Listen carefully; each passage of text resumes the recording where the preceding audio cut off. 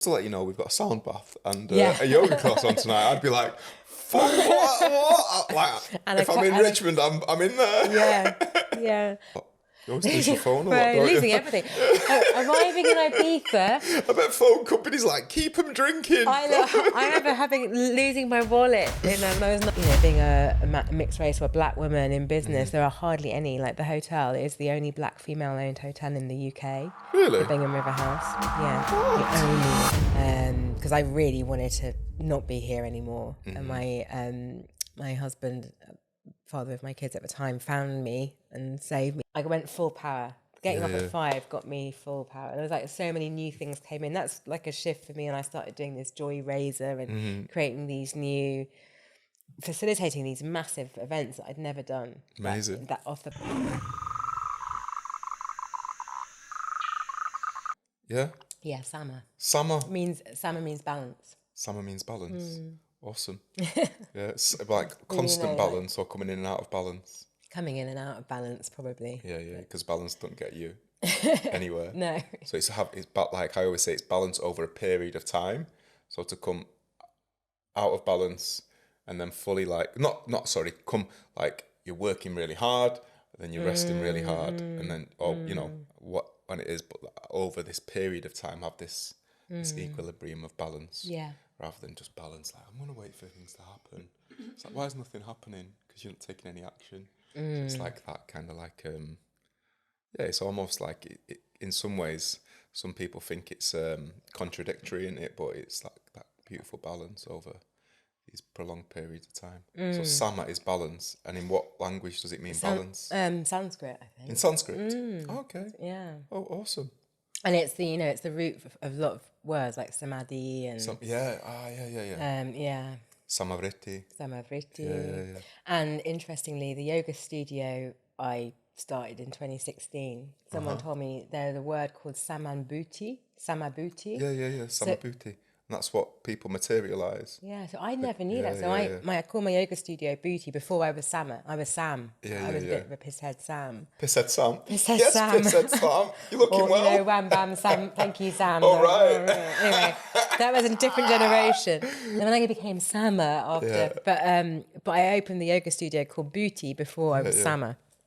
Okay. And then someone told me a couple of years ago, said, do you know there's a word, Samabhuti? Yeah. I suppose it's like what you're saying about seeing the signs. It's like, it was already written. So why did you call it Bhuti to start with then? I was looking for a word that began with B. Yeah. Because... You didn't think about bastard? Bastard yoga studio? I was running my... I started off running a B&B. I used to go for my mum and dad's B&B when I was 21, and it was called Bingham. And I wanted the wellness yoga studio to be called something beginning with B, because it would fit in with this Bingham. And then I was going through all the Sanskrit words and bhuti, and no one was using bhuti, B-H-U-T-I, and which means, like flourishing, thriving, well-being. It's like, this word is banging. It's such a good word. Obviously, we did a play on like find your inner beauty. Inner booty. There's like booty and there's beauty. Beauty, booty lies within. We were going to have boutique, booty. Shake your beauty. Shake your booty, like beautiful life. It was like the branding. I got a friend help me with the branding. Yeah. He's like, this is insane. And we're not even going to test any other names. Just go with this one. Yeah. This is perfect. Awesome. I don't have that yoga studio anymore. I had it for 7 years. But booty still exists, and we're doing, oils, candles, retreats, workshops, yoga, online and stuff. And so is that your main thing? My main thing is still the Bingham. Well, yeah, it's half and half. So Bingham is a hotel and restaurant, a members club. Okay. And then I brought Bhuti, the wellness, into that. Yeah. So we will be serving full Power Cacao. We already do on retreats and things, but I hadn't thought about it instead of coffee or as well as coffee. So you're going to serve it in Bingham? So what is it? What is this private members club? Talk us through that then. And this is something you inherited? Yeah. So when I inherited a 40 Towers B&B when I was 21. Right, okay.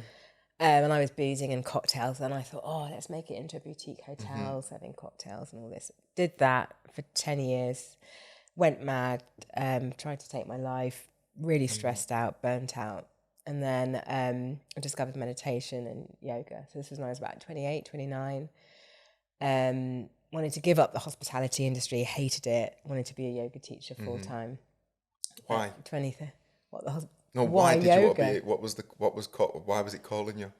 Or was it just always calling you? No, it wasn't. I didn't come, my family wouldn't know what yoga is, none of that. So the first time, just enjoying how it made me feel. And I thought, I want to understand how this is working. So when I did the yoga teacher training, like a lot of people, they say, I didn't want to be a yoga teacher. I just wanted to understand it.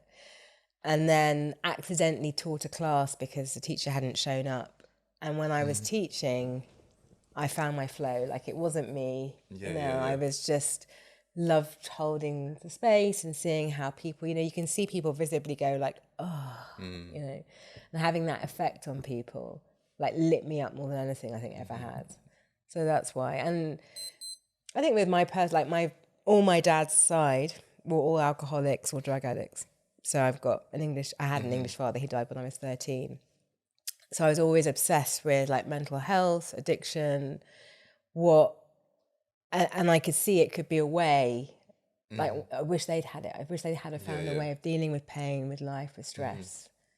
So that's been my mission to really to share these teachings, these practices to help people, rather than just reaching for a double vodka or whatever. Or just a normal job and life. To go beyond. So so it was a private members club with booze and cocktail. No, so it was a normal hotel. Okay. And then the members, it's like my private members club sounds a bit wanky, to be honest. The membership is new. That started in lockdown. So after lockdown, I lost my yoga studio that I'd had a 5,000 square foot space. Jesus. I was renting it, and unfortunately the landlord and it didn't continue. It's still continuing now. The landlord took it over. But then it's a big ass yoga studio. It was big, numerous studios. 3 studios, 6 treatment rooms. So we would do like massage, Reiki, all these different treatments. Nice. I had a vegan cafe. It was it was in Richmond, which is southwest London. So no one was, like, in 2015, it was organic, plant-based, gluten-free, refined, sugar-free. No coffee at that time as well. We did get a coffee machine in the end because the business advisor was like, you need to get coffee in here. I was like, what? Because the markup is very big on coffee. Because the markup is very big. People need to go into a coffee shop. And people are like addicted to coffee, man. Like, and they're addicted to coffee. What do you mean, coffee? But then in lockdown, so the hotel was shut, and we thought, let's try this membership model. So we opened as like a workspace. Yeah. And now we've got about 200, just under 200 members. And last year it's been entrepreneurial. Right, okay. So like after the burnout with running the business, I thought, I'm not a business person. I just want to be a yoga teacher. And I think different people along the way keep pushing me back in and saying, you've got to do both. But if you can do that, and everything is a business anyway. If you're a yoga teacher, that is still a bit, You are, each person is a business. Yeah. And like you said, like, if you want to really make a difference, go big, scale. So the Bingham, we've got B Corp, and now we are the home for like entrepreneurs or people wanting to make a difference. We've got lots of people who are thinking of leaving the corporate sector, or they want to do businesses that really have positive impact. Okay. It's by the river. I've got my own journey with running a business. As my dad was also really stressed running his business, so I know how. And we know the stats with entrepreneurs are really high of people who are on antidepressants, or alcohol addiction, whatever. So you need to look after people who are doing big things and want to, make a difference to the world. So that's what we're there for. So it's still a hotel and restaurant, but we have this membership with wellness, with lots of events, with opportunity to network, thought leadership, that kind of thing. Oh, so you're kind of running these events within the Bingham, sort of meeting spaces within the Bingham Hotel. Was it called the Bingham Hotel? Bingham Riverhouse now. Bingham Riverhouse. Yeah. It's very Richmond. It's a little house on the river. Yeah, it is very Richmond. Yeah. Oh, it's beautiful. But we're warm and friendly and welcoming, and we, people say it's from the heart. There's a lot of hospitality places you go to now. You just think everyone's exhausted. The team aren't looked after. It's not very friendly service. Yeah. When you walk into the Bingham, people feel the warmth. Everyone's there with their heart. I think that's really important in this day and age. Do you do a decent vegan breakfast? Yeah. thank fuck, man. I'm going to come and test it out Yeah, because I've never had one outside of my house yet. Oh, yeah, no, we've got amazing. And we've got, gluten-free banana bread, refined sugar-free. Our head chef, Vanessa, who Nicholas found, she's diabetic. Okay. So a lot of refined sugar food as well. Nice. Yeah. Oh, beautiful. So, like, day to day, do you run yoga classes from there? Yeah, we have around 5 or 6 classes a day. So that'll be local people coming to it and guests as well? Yeah, or exactly. Okay, so it's the option for guests to drop into a class? Yeah. It's fucking amazing. Sound healing, yoga and gong, meditations. It's good So yoga. what would you, as well. so sort of say someone comes to reception, they booked a night, do they already know what the ethos of the hotel is, or some people just booked a night and you go, just to let you know, we've got a sound bath and a yoga class on tonight? I'd be like, fuck, what? Like, if I'm in Richmond, I'm in there. Yeah. I think some people are now getting to know about it and seeking it out. Man. There's a yoga mat in every room as well, so people can do it. And we're right on the river. We've got a garden, so in the summer you can also do paddle boarding and things.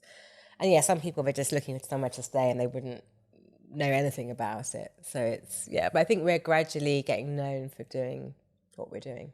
It's going well. Yeah, it's going really well. I feel like I've just tripped into another dimension, like, or like another manifestation of mine. Like I think, yes, like, because there's loads of people I keep meeting. I'm like, you're doing this thing that I've like been thinking about, or I wanted someone to do, like, to make, because that's where I want to go and spend time. Do you know what I mean? Like, there's a radio station in Manchester, and we met the guys, and actually the guy he's been on the podcast, both of them, and he was like he was a quite bit of an idol of mine when I was a kid. Never met him, but he was always on the radio. He did this local radio station, he won these awards. It was fucking funny, his show. And then after Dragon's Den, he got in touch with me because he loved the pitch. I was like, you're Adam Cole? He was like, yeah. I was like, I fucking loved your show. I loved it when you won this. Everyone in Manchester was buzzing for you. I was like, well, just me and my mate in my van. But like, it was like this big thing. And then like to see like, and then he was like telling me about his radio station that he's doing now and how he like formed come away from that corporate like radio world. And I'd stopped listening to the radio years ago because I can't handle the news and I don't want to listen to the news. Like if you just took the news out of a lot of radio stations, I'd listen to them, but I don't want it getting into the energy of the spaces that I'm in. So it's like, I will not listen to it. So I just listen to Spotify. And then he's like, we have this radio station, doesn't have news. I was like, you fucking what? He was like, you don't have news? I was like, I've manifested you. Yes. I was like, yes. So all these things that like you think should be normal and now starting, because there's loads of things, why is that like that? Like, why do I have to endure that? And like, so you stop and you don't enjoy the aspects of it that you would enjoy. So you're kind of like making this sacrifice, but then now all these different things are starting to manifest and people are tuning into them and creating and developing things that are more aligned with the human spirit. Definitely. I think it's really easy to keep doing things in the same way because it's safe and most people just do that. But there seems to be more and more like pioneering, like you're pioneering people that are really doing things in a new way. That is probably a really old way, actually. It's our natural way, isn't it? But that are, making a shift. Because the hospitality industry is really, am I allowed to swear? It's a bit fucked. Are you fucked? Don't fucking swear on our fucking podcast. How fucking dare you? You know, like, because we're with the B Corp thing, being sustainable, the hospitality industry has the worst record for how we treat our employees, the planet, and everything, the food we serve, the drink, everything. But everyone uses a hospitality business. Like every day you go into a cafe, you go to eat. So we have really a responsibility to do it in a conscious way. And I don't know hardly any hospitality businesses who are doing it in a conscious way, but we are. That's brilliant. Yeah, because this I go for so many meals and I'm like, why am I here for a meal? And like, it's not anywhere near as bad as it's not as good as what I could make. Yeah. It's like you coming and teaching my yoga class 10 times better than me, but you've never done yoga. It was like, that wouldn't happen. So how are you as a professional providing me with a meal that is worse than I could cook at home? It doesn't make any sense. With like generally really bad ingredients because of the cost of running a business is so high. And I get it's hard for hospitality, I know, because it's all the costs have gone like this. But then I'll eat a meal for like 18 quid and I'm going, that's a decent amount of money to pay for a meal. Do you know what I mean? It's only a vegetarian vegan meal. And I'm going, that wasn't worth it. And I wouldn't come back because it wasn't good enough. If it was good and I was like, wow, that was amazing. Like even just like a Buddha bowl and I'm like, oh, it's nourishing. I'm feeling it. Like when I'm in Australia and it was like $15 and you're like, that was really good. I'll go there again. Bang, bang, bang. It's like people who are charging me like 18 quid. I'm like, if that was amazing, I'd keep coming. You'd get so many 18 quids off me. But I want to be like nourished and I'm not getting it. And I'm disappointed so many times when I go for a meal and I'm like, I don't want to say it after the meal to my missus because she's like, what do you think? I was like, ah. But sometimes I go and I'm like, that was really good. Like we went for a roast the other week. It wasn't a vegan place, but it was like, wow, that was really good. And I was almost shocked. Do you know what I mean? Yeah. I'm just bitching about food, but I love going out. I love eating out. Do you know what I mean? And I want it to be good, man. Start a cafe chain. Maybe I've got too much going on. Like, Or we can collaborate on that. like, why is it not like that? We can collaborate on that one then. Yeah, full power food. Yeah. Full power. If you want to start your cacao journey today, head over to www.fullpowercacao.com and to get 11% off your first order, use the code FULLPOWER2012 at checkout and start to feel that full power vibration today. Now, back to the podcast. Enjoy. Food. And don't get me on that because someone told me we did a talk the other day about sustainability in our food, and you had the stat that in 60 years all our soil is sort of nutrient less, because of how we've been doing the farming. So we're doing something at the moment called Regenuary, and we're partnered with a regenerative farm. It is meat, but it is a regenerative one. Yeah. So yeah, food is not full power anymore at the moment. To find nutrient food with proper nutrients, which is like scary. Yeah. It's like people think spinach is like really good for you, but it was 50 years ago. Now someone was saying like to eat like a small packet of spinach, now you'd have to eat like 25 kilos of spinach to get the same nutrition that was in that small packet of spinach 50 years ago, just because of the soil quality and the quality of the seeds as well. But we're actually we just partnered with a charity called Try Nature. It's this organisation in Wales, and they've bought I think it's something like 3,000 acres or 300,000 acres of like old farmland. Wow. And what they're doing is they're slowly just letting nature come back, letting it do its thing, and then introducing, because if you just let nature do its thing and you don't have animals in it, you're going to have your normal birds and insects and everything, but without introducing bigger animals, you never get the pathways and you never get the forest management. So they're like slowly introduce bigger and bigger animals into this habitat, and then also have farming, but in a sort of more traditional way that doesn't affect the soil. So it's like, and then obviously just within the forest anyway, there's loads of food being grown. That's the food we should be eating. Yeah. That comes naturally. The earth is serving us, you know what I mean? Monoculture food and like sowing things in lines is like so disconnected to there's no straight lines in nature.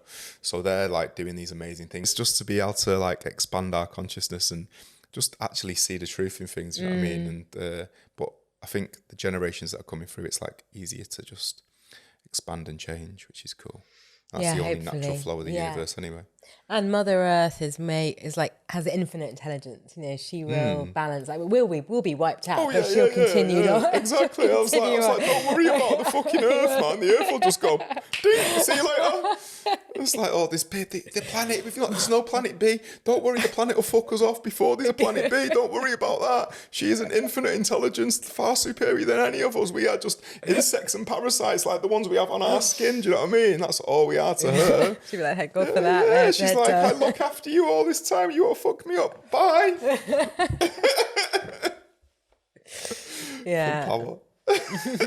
So tell us about what was it? Drinking Sam. Drinking Sam. What did you call you? One can Sam. I know, it's Wham Bam, thank you, Sam. Oh no, there was something before that. One Bob, thank you, Sam. Is that? We've all been there. Drinking Sam. It was just, coming from that family. And I think losing my dad when I was young, I was grieving. I think I was grieving for about 20 years without knowing I was grieving. Yeah. But that's also the natural culture that's our natural culture in this country. It's like you get to a certain age, you go out, you drink. Yeah. But I think in our family, I was always, the HSPs, highly sensitive people. I was always, as a child, even when I was like 5 or 6 or 7, I was always crying. Yeah. My dad used to have to like, before I went into school, I'd have a good old cry. I was a real cry baby, and just really, really sensitive. Lots of anxiety. And so that was my way of like, it was the first time I was drunk for 14, 15. It's like alcohol. Whoa, I can speak. I was painfully shy. Yeah. So I could speak. I could flirt with boys. I was really, before that, ugly. Never spoke to a boy. So shy. So it gave me a way of like being in the world that luckily I can do now without a drop. Yeah. Thank God.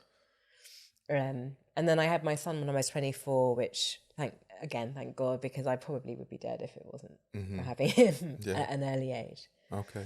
There was booze, ecstasy, all of that. And lots of fun, but craziness. And Yeah. And losing your phone a lot. You always lose your phone a lot, don't losing you? everything. Arriving in Ibiza. I bet phone companies like, keep them drinking. I know. I remember losing my wallet when I was 19 in a club in Ibiza at the first day of the holiday, and managing to do a 5-day holiday with not a penny, but just being given stuff. and like Work it out. dancing and Anyway. Yeah, I lost a suitcase going to I was going to On Beach in Karnataka in India. My suitcase didn't turn up at Goa Airport from Mumbai, and she was like, yeah, it'll be here in the morning. I'm thinking, oh, fucking getting this taxi to this place that I love, and I went, actually, I'm going on a beach for a week. I don't fucking need anything. I was like, I'll just buy a pair of shorts when I get there to swim in. So then I just got there.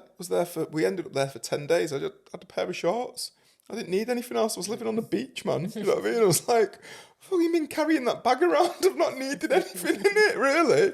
It's like, it actually just shows you what you do need. And, yeah. It's like, I love travelling light. Like, I love travelling light. I feel like a proper yogi then. Like, when I've travelled around Europe just with one tiny backpack, not like them big travellers' backpack, because they're, you know what I mean? You're like, fuck, I can't wait to get this off. Just a little backpack. And that was like the freest that I felt when I've been travelling. Just like 3 pairs of underpants, wash them, a vest, a pair of jeans, a pair of shorts, the same shoes that I can run in, I can go out in, I can do everything in. It's like, boom. Oh, to be a man. So obviously, like, I guess kind of similar, like party scene, ecstasy. Was there a dark night of the soul? Did that come up for you? Was there like I need to let go of this? There's a pivotal moment where you were like, I'm going to shift and change my life around, or was it a slow burner? I think it was a slow burner, but I think that trying to take my life thing was the biggest turning point. Yeah. Because I really wanted to not be here anymore. And my husband, father of my kids at the time, found me and saved me. And that was, it took because I think I hadn't wanted to be here for quite a long time in some way. That's why all the heavy drinking and everything. Yeah. And then that valuing of life and having a bit of perspective. So I like was catastrophizing everything, and a lot of that came from just overworking. Yeah. What was you working? What were you doing? Well, in the hotel, running the Right, hotel. okay. So it was like, you've seen 40 Towers, haven't you? It wasn't as bad as that, but. Was you Manuel or was you John Cleese? I was Sybil probably, and John and Manuel. All of it. But I took everything very personally, and I wanted to like everything to be perfect. And I didn't have a way of really getting everything perfect. So it made me suffer a lot. I think,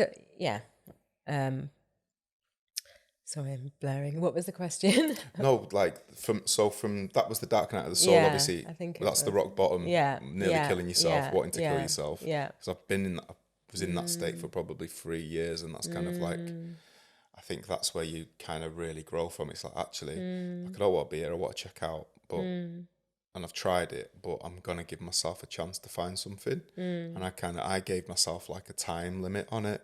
It's like 3 years. If I've not found it, I'm not feeling like this anymore. Like, this is not a nice. It's not a nice feeling, is it? You just whole body feels like but then that's where the growth comes from. Yeah. Do you know what I mean? Yeah. And a lot of people are scared to go into that space. Yeah. And they just teeter around on that kind of like space between being okay and feeling a bit shit. But sometimes you got to go really shit to elastic band theory. Definitely. Pull something into the darkness. The further you pull it, the further it flies into the light. That's it. And just to remembering, I think it was the, and it sounds a bit wanky, the spiritual connection, like, because it was all on me. When I stopped believing in God when my dad passed away, because I prayed to him and he went anyway. So I had really no belief in anything other than me. And then so many things happened, but I think, just having that connection with God or whatever people want to call it out. For me, I believe in God, and that I had a reason to stay. Obviously, I'm a mum, definitely had a big reason to stay, and just seeing that, like, all the stuff that was making me depressed was bullshit anyway. And so, like, the lady that taught me meditation, she passed away a year ago, but I remember going to stay at her house. She taught me like a Deepak Chopra meditation. It's a bit like TM. Yeah. And we went and picked nettles and we smelt the flowers. And I realised, God, I've never noticed the flowers. I grew up in like southwest London. Yeah. I literally never noticed the flowers. It sounds really weird. I was like in my late 20s. And I came back and I was walking to work and I was like, oh, look at the flowers. And my usual walk to work would be, oh, shit, fuck. I've got to like get 100 people, wedding, napkins, blah, blah, blah, all these things. My to-do list was constant, chronic. I think coming from, my mum was an immigrant. She'd worked all her life every day, like up at 5. She'd run nursing home. She was a nurse, then she'd run nursing home. So I had this like chronic overwork embedded in me. Anyway, after the meditation weekend, I was like, smelled some flowers, darling. And I was like, and I didn't realise, I'd been in fear and panic pretty much every day of my life. I think even from as a kid. And that just kept increasing. Like, what did you just say just now? Like the elastic band. Going into the light. But this lightness just kept on coming. And I look back then, it was that was what, 15 years ago, but it's been gradual, and now it is more, and I still feel like shit fuck a lot of the time, but I can know that, okay, my brain's, I need to get some rest, I need to do some yoga, I need to eat some good food, or watch some comedy, or nourish. Comedy, what comedy do you watch? what makes you piss yourself? Oh, I love still The Life of Brian. I don't know why. 40 Towers, man. Yeah, no, 40 Towers. Modern comedy is a bit, I'm not going to moan about modern comedy. I like Trevor Noah. He makes me laugh. He's hilarious. And then since I got me my missus, like a lot of the stupid like Adam Sandler films and things like that, she likes them. And I was like, oh, this is shit. Like, I watch a good film. And actually, just good to I could only ever watch them, on the Sunday after you'd been out, and your brain can't fathom like a really nice French film, and you're like, oh, I watch subtitles right now, like fucking put something stupid on. Yeah, Adam Sandler, sweet, get him on. But yeah, that's the sort of comedy. What other comedians? Ricky Gervais, fucking brilliant. Really? Yeah. Hilarious. I like him. So you like the old school stuff? Old school, yeah. Yeah. Murphy, Pryor. Not so much. Eddie Murphy. Yeah. Maybe. God, that's going back early a bit, stuff, isn't he? Yeah. Well, Pryor's Pryor's before him. I like Dave Chappelle, actually. Dave Chappelle's show was great. Anyway, we're digressing. Let's talk about your journey. But I think it's also, finding the humour in every moment. Man. That's why lots of people don't like me in the spiritual community, because I just take the piss out of everything. It's like, it's all like, don't have to take everything so seriously. Be serious when we need to be serious, and when we're tapping into doing the work that we need to do. But then be between that, have a good time. Take the piss out of each other. It's like, why can I not take the piss out of that person, but I can take the piss out of that person? And it's not, as long as it's in a good place, it's from the heart and it's not nasty. You're being playful with people. I mean, you can, as long as you can take the piss out yourself. You shouldn't be able to take the piss out of other people if you can't take the piss out yourself. And it's just that I come from a culture of like lad banter, and there's elements of that I don't like now that I was involved in, but I still like banter. It's like it's good for me, and I find it playful. So yeah, the comedy and not taking stuff too seriously. And does that come across in your teaching as well? Yeah, I think so. I hope so. Yeah. I like so when I facilitate whatever, I don't really plan, and it just comes out, and I'd like a bit of that when we learn when we're laughing. Did someone say that? I think someone said that to me. And I think that's the thing. People need to feel this is fun. Yeah. Otherwise, we just switch off, don't we? There's enough misery and depression as it is. Yeah. So yeah, I love to. Sometimes making people laugh can be a deflection, I know, and like a way of avoiding stuff. But I think an element of getting people to laugh at themselves, laugh at the thing, or whatever. Just it being light. You know what I mean? And light in that space. It's think more accommodating. Yeah. I went to a festival this summer, you probably know which one I meant, and it felt all a bit like, this is also serious, man. Okay. Do you know? What festival is it? We can cut it out. Just tell me. Medicine. Okay. I love medicine. I've never been called to it, so. Oh, okay. Yeah. But I heard it was like a spiritual fashion show. Yeah. It's all the things I love. Yeah. But you know when there's like all of it, and everyone's like, got my heart chakra open, man. I've just come back from Costa Rica. I'm feeling so like my heart space. I'm in my heart space. My heart space is so filled right now. And I'm like thinking, shit, do I say things like that? Yeah, well, no, it's actually when I was in... Hi, guys, my book, Deal Is a Healer, is available on our website, www.fullpowercacao.com. You can also get it on Amazon, Audible, Kindle, wherever you read and do your thing. It is an amazing tale of my life and my journey towards a better version of myself. All the twists and turns, all the traumas, all the funny stories, everything that's happened. It's my life story. It's supporting and inspiring lots and lots of people. So head over to the website, head over to Amazon, get the book, let us know what you think. Big love. When I first started learning about cacao and I was in Guatemala, it was like the end of the Mayan calendar. And I was in Lake Atitlan, and I was with Keith, the cacao shaman, and his ceremonies were very like, it was beautiful, and it was like always saying, drop the drama. He's like, this is just process, like a lot of this is drama, bang, bang, bang. And it felt quite normal. And then a load of these like super hippie festivals finished, and all these people descended on Lake Atitlan, and then his ceremonies were just totally different. It was like just drama, like... It was like everybody was acting, and he was just like, all he was saying was drop the drama. Like, this is, sit down, drop the drama. Like, nobody, everybody's eyes are closed. Do you know what I mean? Drop the drama. Like, what you actually really feeling here? So yeah, but I love that. I play on that kind of like whole like, oh my God, my heart space is like, I'm from a council estate. Like, we don't say shit like that. I'm just like, how you doing? You all right? I'm being a bit fragile at the moment. You know what I mean? It's like, oh my God. I always do it in American accent. It's like, come down and see your favourite cheek. It's like, I have a favourite cheek. I've got to choose a fucking cheek. What's the other one going to think? Do you know? I haven't come across that. Yeah, I'm like, my favourite cheek's my ass cheek, obviously.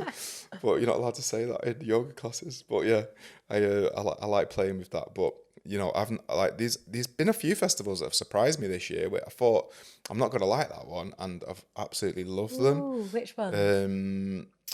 I think there was Into the Wild. I really loved that, but it wasn't like In super. East Grinstead, is that the one? It's like Sussex. Yeah. I've been. And I love the that first one. time I went to Om Base, for some reason, I didn't think I was going to like it. That's one of my favourite festivals. And then my crew, like, they loved Soul Revolution.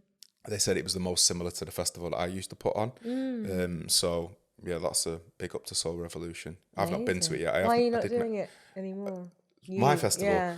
I would have had a fucking heart attack this year if I would have done my festival. Like, this year's been so intense and something. And I knew I had to drop it last year because I knew that like it was Full Power Cacao was getting too big. Even before Dragon's Den, I'd already made the decision that I wasn't doing it. And I feel like it was another time and another paradigm, and it allowed me and my business partner to really grow within that and develop the skills that we've both needed for the other projects that we're doing. And then and actually we've become friends again. We were not friends for the 2 years we were friends, but it was like every time we met it was like work. And then we'd like, it was, you've not done this, you've not done that, and it's like, we've never existed like that before. So now we're like, just go to a house and hang out. You know what I mean? I'm a friend again, which is super beautiful. And she's really progressing and blossoming. And obviously we're smashing it out of the park, which is amazing. But also like really kind of overwhelming at times as well. Do you know what I mean? It's been a lot this year of just new things because I've never done it before. I've never run a business, not really How even much worked has it in grown business. since Dragon's Den?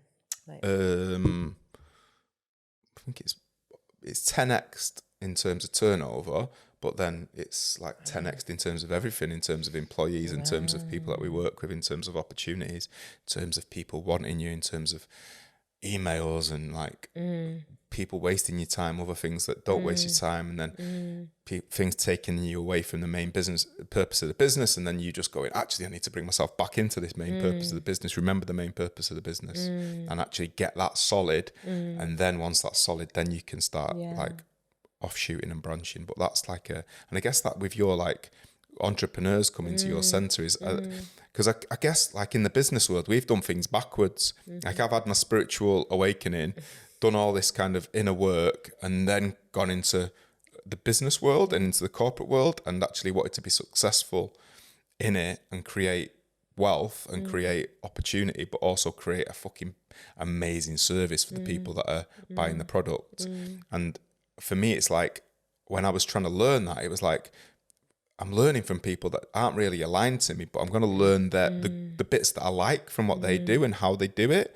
And when you start reading business books, or there's a lot of them that are very spiritual, and I was like, what? Why have I been missing these books, man? Because it's like Stephen Covey, manifestation. the first one, isn't it? Like the 7 laws of successful people. Yeah. And it is really spiritual focused. Yeah, man. Yeah. Richest man in Babylon.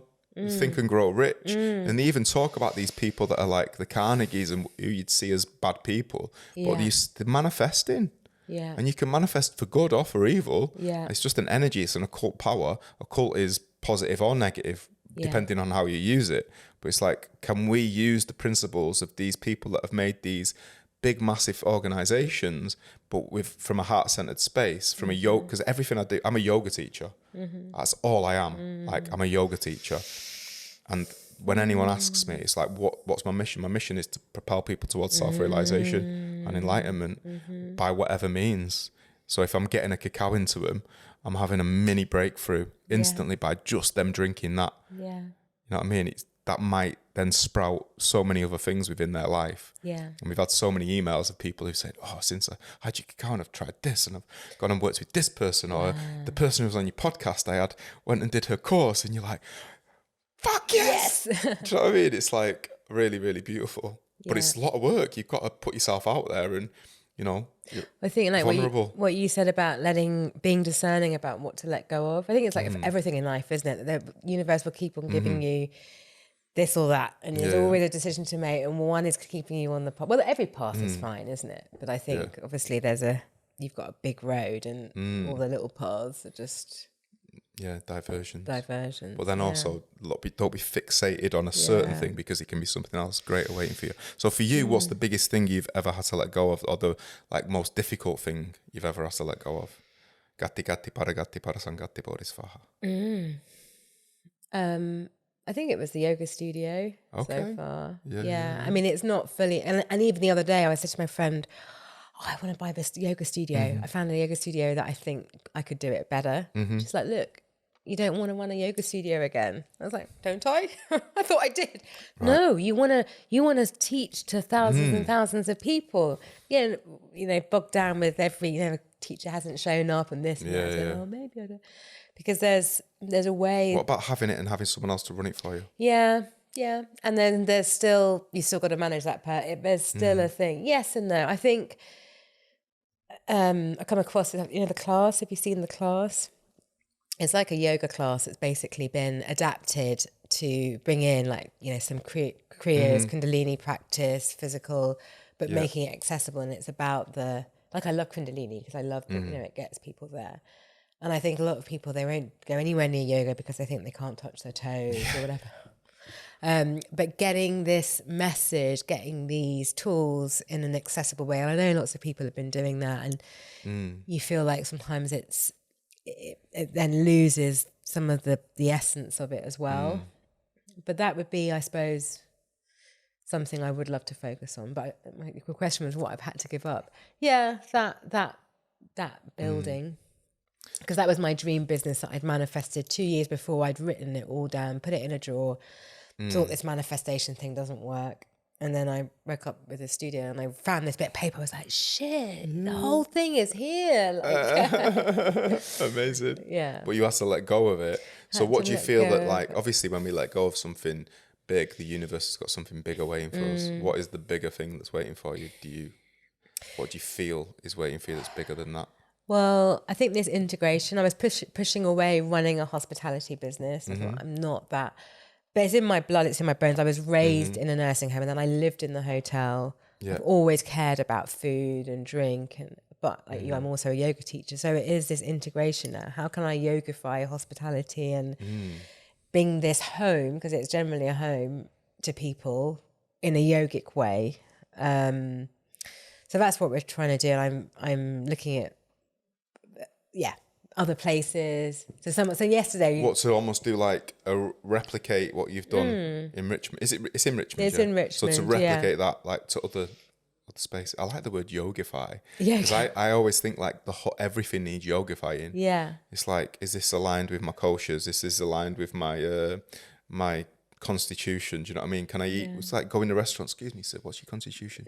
Oh, can we? If you don't know it, can we just do a quick? Right, with this, our chef would suggest this. We're going to omit the garlic and give you fennel. It's like, oh, thank you. Yeah. My bowels are going to feel better for that tomorrow. Do you know what I mean? Yeah. Fucking amazing, and that's going to happen in the next sort of 10 years, man. Yeah. Definitely. Well, let's hope so. Yeah. I mean, have you been in a hospital lately? Oh, no, hospitals are mad. I was in. They're like death traps. I was going to say. No, they are death traps. They are death traps. My dad had a stroke last year, and I go in and I'm like, "What the fuck is he feeding you?" Biscuits everywhere. It's like, this is a health establishment. You should get these fuckers in here that eat shit food and give them smoothies, because they've got no other option, because they're there. Like, actually just nourish them and give them health, because they're in your care. And it's a shit show, man. Because I don't go in them places. I've never been in. It's a sick industry, as in like their business is keeping people sick. Yeah. Have you seen Sicko by Michael Moore? No. Yeah, that's a good film. It's all about the healthcare system in the US, boys. Yeah, I mean, that's why with Bhuti, that was my studio. That was the ethos of a studio. I did the business plan, and I said, 2015, I did the business plan. By 2021 and 2, we'll get cancer. We know that is now the case, and most cancers. I'm working with someone now with it. We cut out sugar, go on anything on the internet about cancer. Sugar has nothing to do with it. Sugar does not have, your diet doesn't have anything to do. It's not proven. It's like, oh, come off it. Yeah. So the health. Even fasting, like, if you fast for 40 days, you'll pretty much shift any disease. Yeah. But people are like, oh, you can't do that. You'll die. No. Well, you're going to die. You're going to die disease. Do you want to just try this? And if you think you're going to die, then just try it anyway, because apparently you're going to die. So, and you are going to die. But like, fasting, man, like, powerful. Totally. I did my first 7-day water. You know, a 7-day water fast. I've done 3. I've done 4. I actually did 5 days coming off holiday. Ooh. So I've been in Crete, and every meal they give you bread. And you go, I don't want the bread, but then you've not seen them give it you, and then you just end up eating the bread, don't you? You're like, and then I'm like, come back from Crete, and I was like, I'm not eating today. And then it carried on for 5 days. So so I've not done the 7. I've done the 5. Yeah, 7 was amazing. I was so clear. Bread, I love bread. And then I had this treatment, and the guy said, I think you've got leaky gut. You know, if you put a finger in gluten, put Well, I'm not putting my finger, Nick. Put a finger in stomach acid for a week. The stomach acid will dissolve the finger. A finger that's been cut off someone's hand, like you're. Why does it have to be cut off? Couldn't you just put it in? All right, we'll put it in. Okay, I want it attached. But stomach acid will eat the finger. Okay. The same amount of gluten, stomach acid cannot eat it, cannot process it. Okay. So anyway, I've done about 3 or 4 weeks with no gluten. I've done gluten-free before and I didn't, but I'm really sticking to this because it's, when we get to a certain age, it's a lot harder for us to process, and it's just sitting there, unprocessable. Yeah. And what's been the results of that? Well, a bit less brain fog. I think. Just clearer energy somehow. Maybe it's a bit psychosomatic now and I'm thinking I'm clearer, but but the fasting is incredible. Yeah, man. Yeah, people just cannot even do half a day. You're like, whoa, you need to do some work on that. Because people will come to cacao ceremonies, they're like, I've not eaten since it. You just had a 50-gram cup of cacao, man. That's like more than most meals, like content wise. They're like, oh, right, but I didn't eat it. I went, it doesn't matter. So I always say, just go and look into fasting, really do it. Because then actually, you know, if you're somewhere and there's no good food, you can just fast. It's like, I'm just going to choose to fast. Or I'm going to go on a plane, I'm not going to fast. Traveling, definitely. It's like, it just makes everything, you just know you can do it then. Especially like 7 days. It's like... Yeah, that was one of my biggest achievements, I think. Like, I never thought... I would eat a sandwich on a juice fast. I could never... Right, okay. I mean, it was terrible. That wasn't obviously not juice fast. Yeah. But always break it. But because I'd read...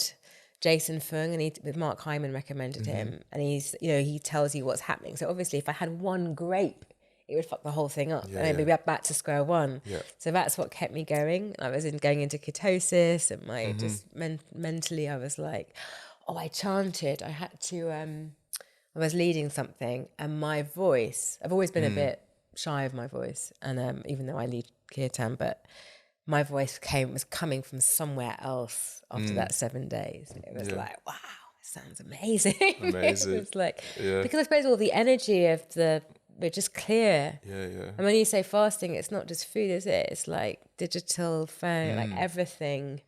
Yeah. I'm gonna do it again, and maybe with other things as well, like cut off the phone as well, and just go really. Yeah, that'd be powerful. Empty. So in terms of your like offerings and your teaching, because you just touched on the kirtan, so what are the things that you do and you offer, and where do you offer them?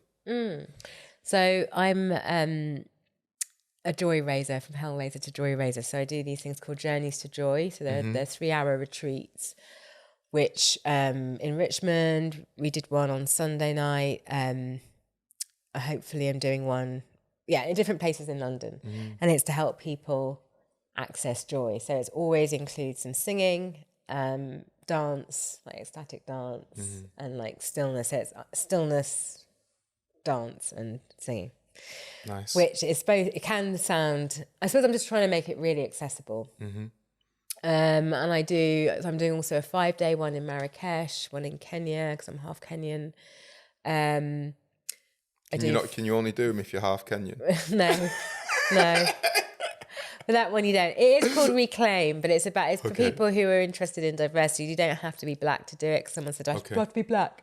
It's like, no, you don't have to be black. But we are going to be looking at our cultural heritage. But everyone's got a cultural heritage. We've all come from somewhere. Well, apparently we all come from Africa anyway. So exactly. Well, we probably all come from some other planet, to be honest with you. Yeah. We probably just dropped in Africa. I do festivals, do Happy Place, and hopefully starting a podcast. What was your offer? Sorry, we'll go into the podcast in a second, but what was your offering like at, say if I booked you to come and do a festival, what would you your main offering be? Like you'd want to go, this is the way I show up, or... So the dance, so I Am Joy is like a dance. It's like getting into the body. So it'd be a blend, like, some stillness, like meditation-y type music, and then get people shaking, and we get massive like tribal deep house vibes and drumming, and then everyone calms down at the end. I really believe in like the body and shaking to like shift people's energy. So that's what I did at Happy Place on the main stage with my gold glitter. And then, but I also did a I Am Love, which was the chanting. So that was when I got the 70 people singing who'd never chanted before. I often like, I'll put some English words to a Sanskrit chant. So it'll be in Sanskrit and then some English as well to give people a bit of access to it. Do you know Sanskrit pretty well? Not only like through the songs, through the songs. We couldn't have a conversation. No. Can you? No. Oh, okay. No. And the yoga... I think the only person that I know is probably maybe Antama. Oh wow! Yeah. And he's really good with the pronunciation because he's on the podcast tomorrow actually. Is he? Yeah, he's here. Yeah, he's supposed to be here today. He's my idol. Yeah. Okay. Have you met him? No. Yeah. He's a dude, but he's on another dimension. Like, honestly, people have sat with him. He came to our festival and he did his usual like gig sort of thing, and then it was the solstice, and like we were doing like kirtan with 108 sun salutations, and I was singing the Gayatri mantra all the way through it, and then he kind of come afterwards. He's like, "Can I use your harmonium?" I was like, "Yeah, man." And then he just started doing some deep fucking mantras and bhajans and like. And I was too. I was like, this is like the best thing ever. But I was absolutely wiped, and I had to go and sit. And then people would come back and going, "I've never sat with somebody like that." I went, "No, man." And loads of people just like, "What is that?"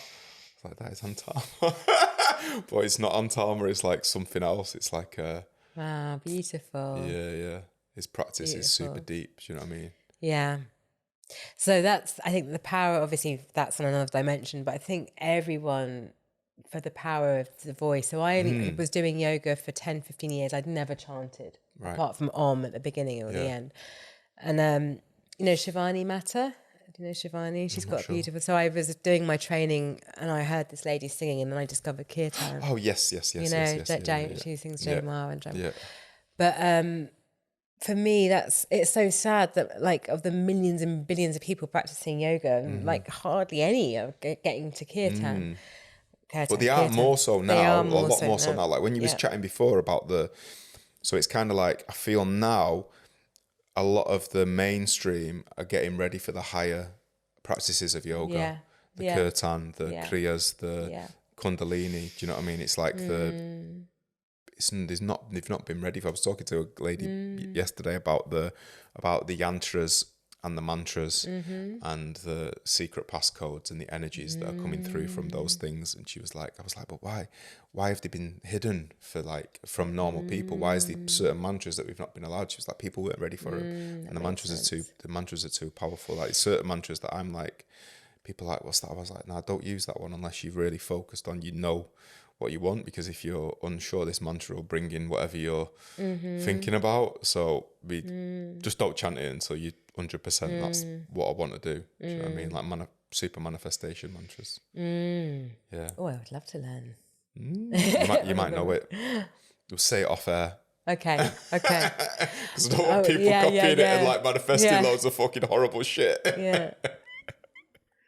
If you are interested in holding your own cacao ceremonies for your community, then come and train with us at Full Power Cacao Facilitator Training. We've got 2 dates coming up in 2025. Just head over to the website, check out the details, and book on if it is calling you. Now, back to the podcast.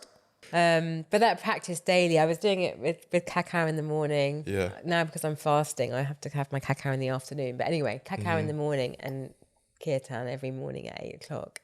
Beautiful. There's just, it shifts me, because I am still waking up in the shit fuck mode, but that just like a massive reset. Nice. And it's like, that connection is unbelievable. Yeah. If I've got something going on, I can pretty much shift it with mantra and cacao. Yeah. So are you going to serve cacao in the hotel? Yeah. You do serve it? Well, we do it for retreats, but we weren't, you can't just order you couldn't just order a cup. Yeah. No, I mean, we serve like cacao, but not ceremonial, not full power cacao. So, but I was talking to Vanessa today, the chef, and she was worried, but how are they going to make it? Will everyone know how to make it? So we need to do like a barista training. Yeah. Well, there's a couple of ways, like, I guess, like, it's that making it in a pan, but not making too much that you're going to like waste loads. It's like, how much we're going to get through this morning. Like, okay, we sold that out, we make a little bit more tomorrow. Yeah. Boom, if we sold that out, we make a bit. Or you get like a valvatizer, like a hotel chocolat, and then you make it per serving, which is, it takes away a little bit of the potency of the cacao. Right. However, it just makes it easy. You can do one portion rather than I'm going to make one portion in a pan. You ain't going to do that in a coffee cafe sort of space or like a hospitality space. So it's either you make a big vat of it and it's used throughout the day, because you can make 50 litres and that'll at a festival, an event, I'll go through that every couple of hours. You know what I mean? So it's just making to what you think you'll be able to sell and then building on that. And I don't know, like I always imagine like, in a hotel, it's like there's a mini cacao ceremony every morning. Get your cacao, it's £4. Come and sit, we'll meditate, we'll connect with the cacao, sing the kirtan, whatever. And it's an optional, but there's always a teacher doing it, because then for me, it's like I'm getting to do my practice. I'm getting to offer a practice to someone and actually teach people that haven't possibly connected with cacao or connected with mantra or kirtan or meditation or breath work, whatever it may be. But just to have this, imagine just having this little thing you could just drop into every morning if you was in a hotel. Yeah, I'd love it. Because I thought, you know, when I'm in a hotel, I'm like, oh, I've got to sit next to my bed and I've got to do my Velvetizer and like I made a mess and I've just fucked up the kettle, you know what I mean? And I'm like, got shit all over me. And I'm like, excuse me, sir, downstairs there'll be a cacao ceremony at 7:30. Would you like to join us? Fuck yeah. Because me and my missus are like, why can't we get a cacao when we're out? Like, you know what I mean? We've always got to have our equipment with us. It's like so now we're always in cafes. We're like, do you need cacao? They're like, no. But just us saying it is like, absolutely. Planting.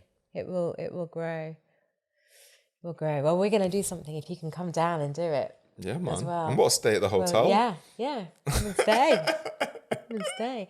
The beds are they're made in Devon. We've got sheep's wool. They're like called natural mat. So you have the best night's sleep. What, the actual mattress is? The actual mattress has got sheep's wool in it. Oh, I've never. What, with springs as well, or is it? I don't know if it's got springs, but it's just got loads of stuff, including sheep's wool. But it's all natural. Nice. So people have said they've had the best night's sleep. And by the river, you hear the ducks and things. Yeah.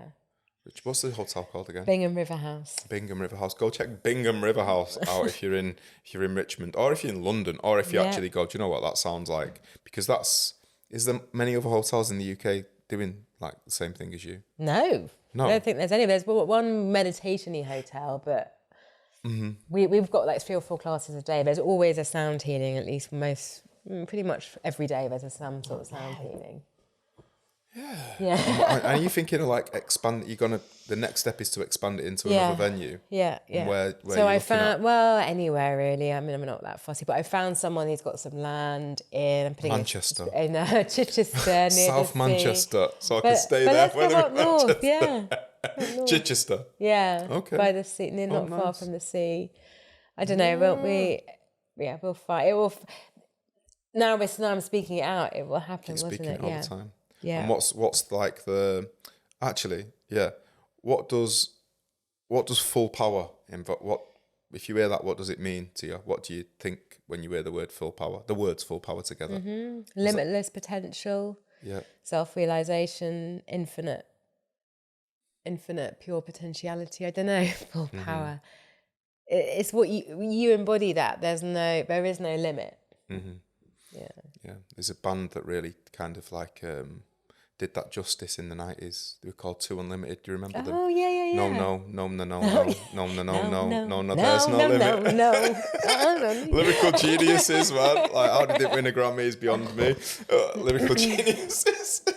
But there's a lot of them old tunes, and when you actually think of the meaning of them, they're really powerful. Like, even that's really powerful. Like, a lot of the old rave tunes that you just raved to them unconsciously. There was like loads of powerful messages within the lyrics of them. So, where did full power come from for you? Like, I'm not sure where it come from me. I know that when I was in India, there was a few people were saying it. I've just seen a picture yesterday of me in Pushkar in Rajasthan, and I'm like, there's a full power sign, and I'm like doing this, but it's like graffitied on the wall. But I think I'd already been saying it then, and but I'm sure I picked it up in India off like a yoga teacher or something.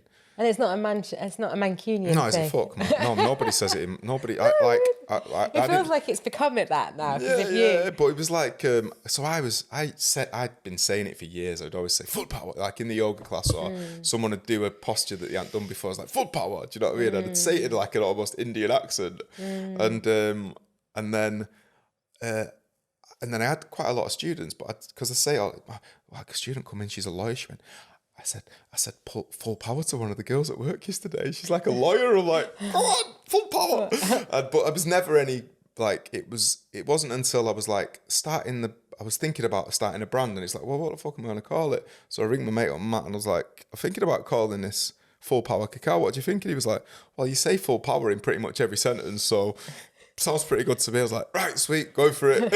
So it's like full power, and then that was like that energy of it, and I think it encompasses my energy a lot. But then also, like you're saying, like for me, it is quite masculine, but with that feminine side of it, of like self-realization, of empowerment, of limitless potential. And it fucking feels good when you say it. Yeah. Do you know what I mean? Most importantly, like, people will be drinking cacao in the morning, and I'm like, they'll be drinking another brand.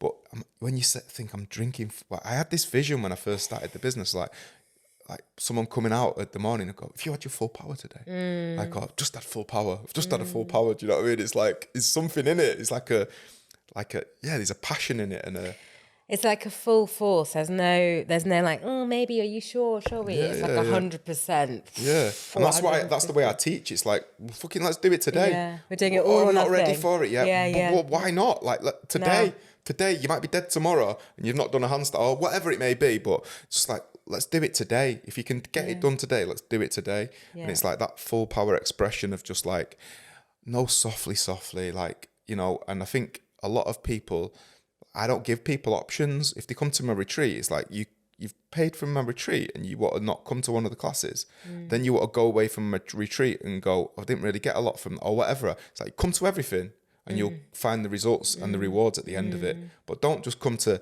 90% of it, because they might be the most important thing, I assure you'll miss when you're not in that space. And then that sets people up to win rather than to fail. And yeah, I have like this thing called a 0 shithouse policy. So like, even when we do the cold water therapy, we've still not had a shithouse. That's just a Mancunian word of a shithouse. It's like someone who bottles it. Do you know what I mean? Right. So like, that was a football term. So it's like, it's almost like positive peer. You're not going to do that. Are you a shithouse? Do you know what I mean? You're like, oh, fuck, I'm going to do it. Do you know what I mean? And so there's this thing within that positive peer pressure within all the events, all the retreats, all the trainings that I've done, we've never had someone not do the cold water therapy. That's brilliant. So is there something you're not doing full power yet? Like, are you like, is there any hanging back anywhere?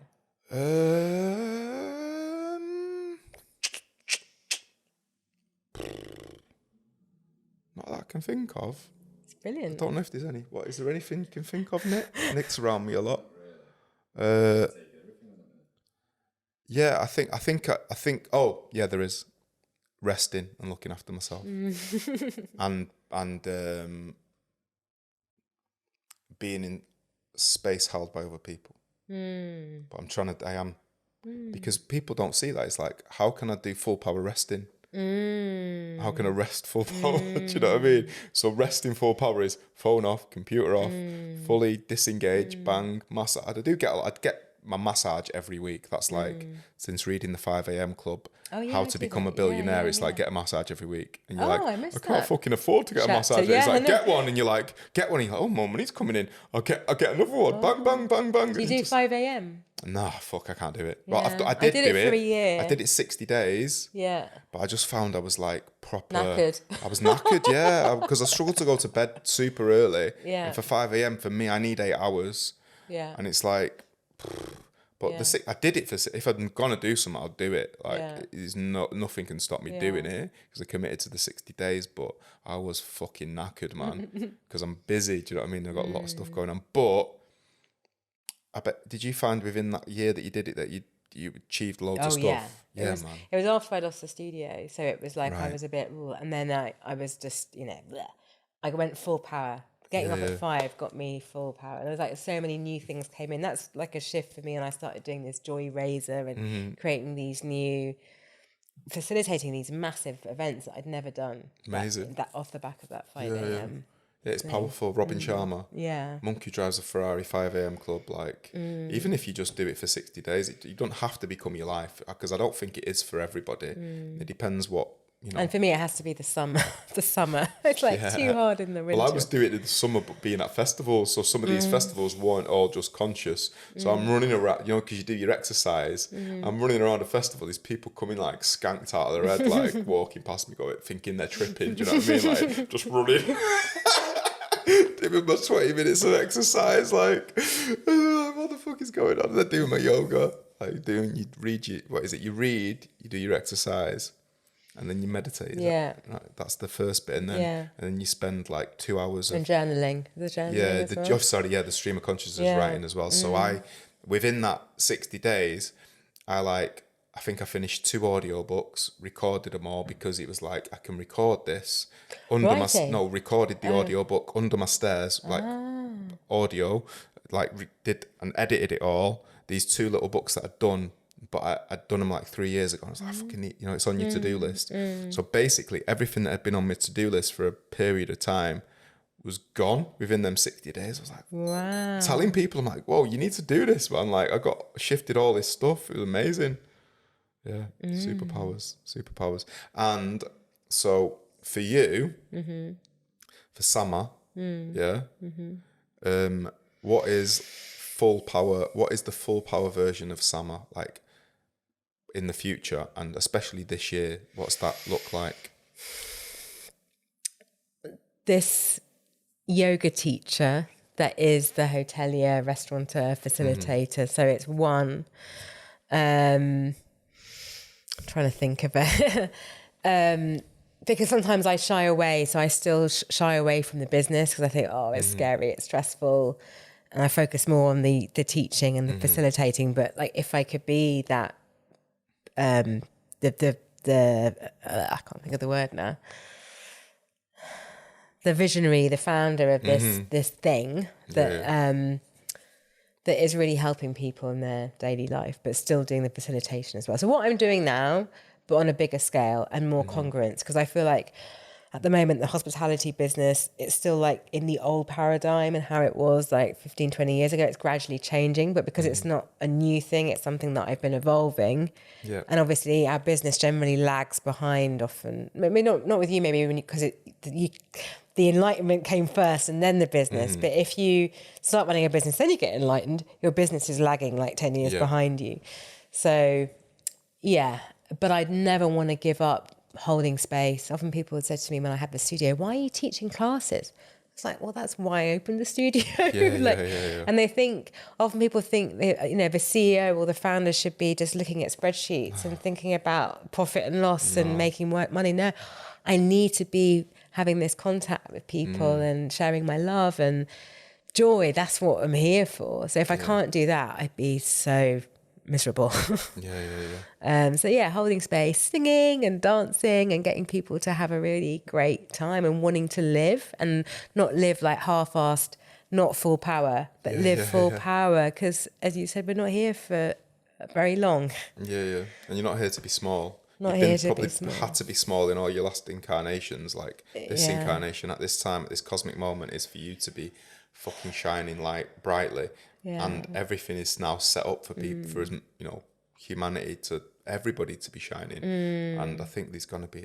I'm excited, man. Like especially this year, I just feel like all this golden, abundant energy is coming in, and people are gonna start waking up to their potentiality. And I think a lot of people woke up in the Lion's Gate this year. I think that's why like September, October, November, even into December were very difficult months because a lot of people, the collective, there was a lot of shifts going on, and I feel like it was to make space for all this light that's going to come in 2025. So, and I think we're shown like I think we've had a prod like those that are conscious. I know the woke brigade are getting a bashing or whatever, but. And not to put it all on men because it's not about that, but this old masculine energy. I think everyone's in like, come on already, enough already. Let's rise up the feminine, the love, the light, because the others are full power. So let's us be full power and make a difference. We need it more than ever. Yeah, and that's what's great about seeing loads of like conscious businesses doing well. Like I was on a business course. I got picked to go on this business course. It was like 10 businesses in Manchester. And I was like, oh, it's going to be like fucking corporate. I'm like, everyone's going to think I'm weird as fuck. Do you know what I mean? It's like a business thing, a corporate thing. And I went on it. It was like a girl who did these conscious drinks. There was a sober bar. There was a vegan restaurant. There was a guy who made vegan, like traditional sort of like sausage rolls, pork pies, but vegan. And they were pretty much... I think there's maybe one that wasn't like, you'd class it as alternative, and I was like shocked. They did still think I was fucking mental because I was telling them what I was going to do, what my business was going to do for people, and they were just like, it's shit coming after you. And this was before Dragon's Den. Do you know what I mean? I hadn't done anything. I was just told them my Jaguar is going to be bigger than the I think it was the Nike Tick. I went, by 2032 my Jaguar will be more known than the Nike Tick. And they're just like, dickhead. Do you know what I mean? Everyone's like, dickhead. And then I see it all the time. Everything that I say people have got to do, they're just like, he's a fucking nutter. And I did it on my first video when we did the launch in 2021, the end of December.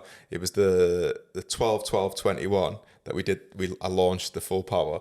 And I said, like, I'm going to take over this scene, but like really beautifully, we're going to increase the sales for all cacao brands. We're going to bring awareness back. It's going to be everywhere. We're going to take over from coffee by 2032. And like Julie Mrowicki, who's one of our like cacao facilitators, she went, I really believed you, but I was like, I don't know how he's going to do it. And she went, just to see like you're doing it, like you're doing it, and just to have those big dreams, like, something's going to be bigger than the Nike Tick by 2032. Why can't it be that Jaguar, which actually has the power in her eyes, has all the cacao beans, all the Mayan hieroglyphs, like, it's such a powerful symbol.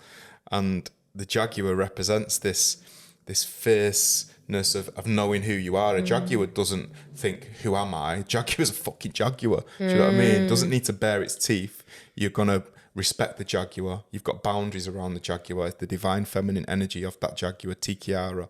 And my whole thing about growing up and seeing disempowered women, being around my mum, single mum, battered wives institute, all the violence and trials and tribulations that we went through, and not seeing any women. I did not know a woman that was in a power growing up. And then to just go, actually, can I empower?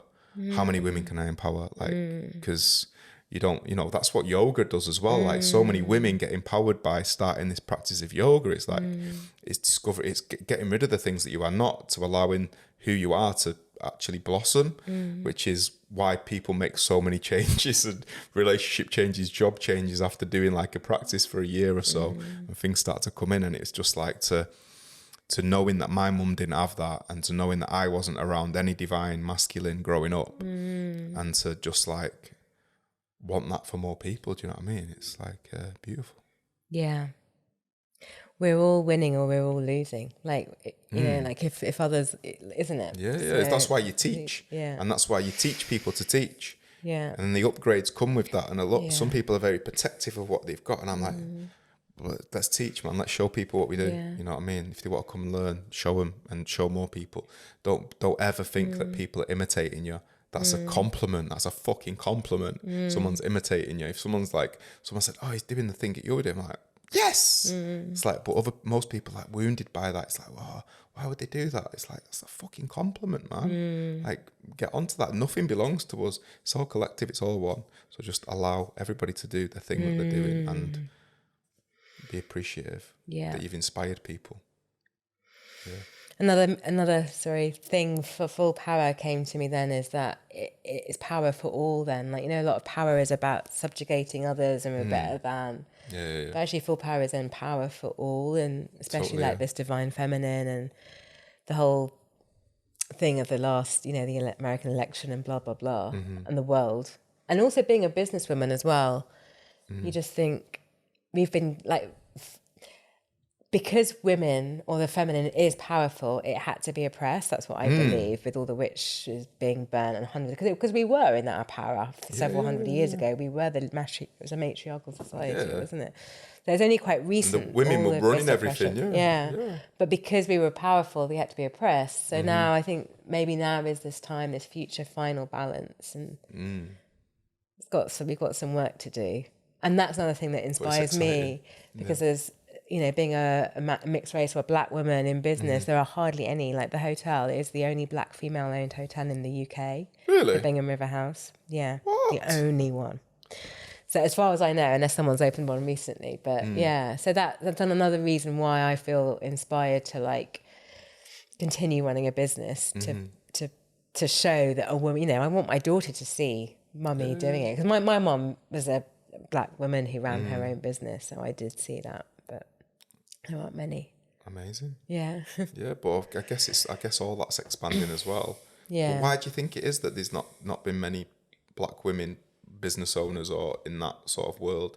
Is because I guess when I think about it, it's like, why is there not more women in power, in places of power throughout the world? Because the places of power is a very male, unless that woman gets into a masculine, she would never be able to succeed in that world. Like Margaret Thatcher, she might as well have had a cock. Yeah, you know what I mean? Totally. I'm a bigger cock than most of the men, because she was like having it, you know what I mean? But you would have to negotiate your femininity to be in that world to be successful. So I think we're now going into a world where women can be in their femininity and still be successful, and not have to slip into the paradigm of the toxic masculinity. Yeah. If you want to get 11% off every order and make sure you never run out of full power cacao, just head over to the website at checkout, hit subscribe and say you'll get 11% off every order. It will be delivered to your door every month. You don't have to worry about anything. Everything's taken care of. So head over to the website, make that hit, and you have got this covered. Now back to the podcast. Full power. Hopefully. I think it's going to take a long time, because I think even women, we have been so gaslit. We doubt ourselves. Like, the whole imposter syndrome thing. Yeah. My friend's got a husband. She goes, what's imposter syndrome? Like, women are talking about it all over the shop, but men don't even understand what it means. Yeah. And women often, I know as a manager, of being a manager, like, I'd say something, it would never be done. I get my male manager to say it. Oh yeah, he's amazing. Yeah, it's all done. It happens with me and my missus like all the time. She's like, "Can you go and sort that out?" I was like, "Boom." She went, "What did you say?" I was like, "Give me my money back." And she was like, "I've just tried that." I was like, we all, women and men, somehow respect the masculine. It seems stable. It's a Shiva, whatever, and this Shakti energy.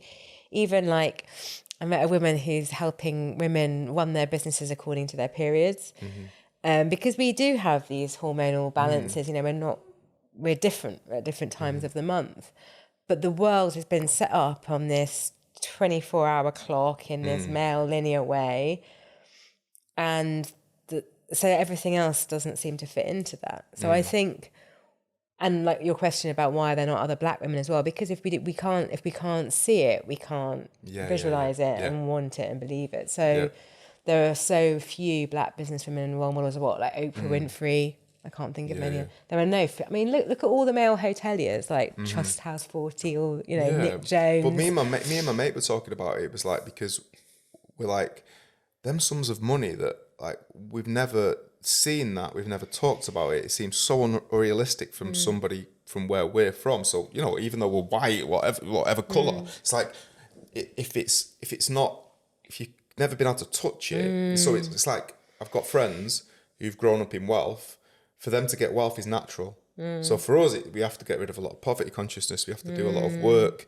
I have to be more comfortable with certain situations. Like even my missus, like there's a naivety in certain things, because I've never had a nice car before. I just got a nice car. Business got me a nice car. It's like fucking amazing. Like, and I actually felt really uncomfortable driving it to start with. It doesn't really feel like my thing. Do you know what I mean? I liked having a van and just throw up my shit in the van. Don't worry about it being dirty. So when I've got this car and I say to her like, right, we're going to go to your car in this. She was like, why? I went, because we're going to get a quote of this guy. And she was like, well, why don't we go in your car? I was like, because if we go in my car, the guy's going to give us a bigger quote. And she was like, no, he's not. I went, I fucking assure you, he's going to give us the quote. I said, because if I saw that car rock up, my eyes would light up and I put another 0 on the end of my quote. She was like, people don't do that. I went, I would do that in my old way of being. I wouldn't do it now, but my old way of being does that. You go, oh, they've got money, bang, 0. Do you know what I mean? And she's like, she just couldn't see it. So I went, honestly, and I said to the builder, I went, tell her. And he was like, yeah. I was like, see? She's like, I'll get the keys. But there's that kind of like naivety within that. And, it's just playing the game a little bit. Yeah. But, like you said, it's to make it tangible and then to get rid of, regardless of who we are, where we're from, how do we make it tangible? How do we change the story? How do we reprogram ourselves? For me, like the abundance journey and the coming out of poverty consciousness, the coming out of working class chip on my shoulder, whatever chip you've got on your shoulder, to remove that chip and to go, actually, there is somebody doing that. That shows me that it can be done regardless of the black, white, male, female, young, old. Do you know what I mean? Like Stephen Bartlett, I was like, fuck this guy, man. He's 30. He's not even, wasn't even 30 when I'd never even heard of him before I was just about to go on Dragon's Den. I was like, You had never heard of him. Because I hadn't watched Dragon's Den for 12 years. I hadn't seen it. And I'm not aware of a lot of like trends and stuff. I was like, fuck, this guy's, wow, he's impressive, man. He's what? He's not 30. What? I was sniffing ketamine off toilet seats when I was his age. Like, what the fuck is wrong with him? He's an alien. And I still think he's an alien to be achieving what he's achieved. Do you know what I mean? But it's like, that's then showing other boys in general, oh, look, why is... And I think it is harder for boys, for black boys than women as well, because there's still the whole stigma of crime and this associated. Yeah. But also, like, Kentucky Fried Chicken was founded by he was 65 when he started as well. Yeah. I've just seen a lot of that about people starting businesses when they're 40 and not becoming successful too in their 40s. And I wasn't, obviously. I'm not where I want to be and I'm nowhere near them people, but I know I'm getting there. It's happening. Yeah. Our time's our time, isn't it? We will cook at different rates. Yeah. So that's the whole thing. It's like, it doesn't matter what your colour is, what your age is, what your sex is. If you've got something that you want to achieve, get rid of your bullshit, debilitating story, create another story that is going to get you to where you want to get to. And I assure you, you'll fucking get there. Yeah. Yeah. Happy days. Boom. Anything else you want to share with... Actually, how people get in touch with you? What's your socials? Sama Trinder, Bingham Riverhouse in Richmond, Bhuti, which is spelt Bhuti, not Booty. Bhuti London. And I love to do stuff. I love to do stuff, so get in touch, don't be shy. Whatever you want doing. Handyman stuff around people's houses. No, like, all over the country. Yoga stuff, hospitality, speaking. I'd love to come and speak and inspire. Events, festivals, anyone wanting to reach out for that. But if you're in Richmond, go and check out And if you want to invest in a conscious hospitality business and give us a few million to open up another space, then please do get in touch too. So would that be the options of like someone creating a space, you would come in, do your thing with it? Yeah. Would you almost run it like a franchise, or would you take it over? I think we take it over for the first, because it's only us, it would be our second site. Yeah. So I think that we would take it over, or we could partner on it. Yeah. Okay, so if you've got a boring hotel somewhere and you want it pimping and ready for like the 5D conscious revolution, Christ conscious revolution, then get in touch. Yeah. Anything? Any other contacts, socials? Anything you want a parting shot? No, just thank you. You're inspiring. Full power. I feel powered up by talking to you. Thank you. You too, man. It's like, I've been so amazing to hear your story. Obviously, I didn't know about a lot of it, and it was like, impressive. Keep doing what you're doing. Full power. Full power. Sama, beauty. Is that right? Yeah. Sama.